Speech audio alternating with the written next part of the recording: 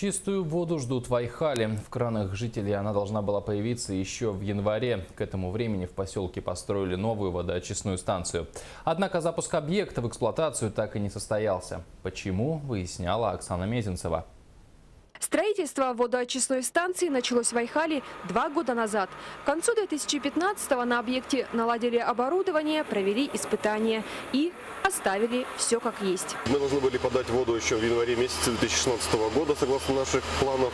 Но ввиду того, что неприменимости трубопроводов ПВХ, было принято решение о замене их на стальные. Сегодня непригодное оборудование организация «Стройинжиниринг» в срочном порядке демонтирует и устанавливает новое. Монтаж подрядчики планируют завершить в конце марта. После 25 марта мы производим промывку всех сетей, обеззараживание и после этого продолжим посадочные работы. Уже с очисткой воды, согласно проектных всех данных, обеззараживанию и подачей воды, очищенной потребителям.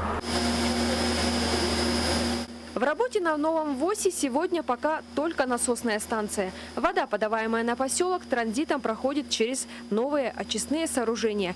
Поступает она из так называемого «чистого озера». Оксана Мезенцева, Александр Домонтович, телерадиокомпания «Алмазный край».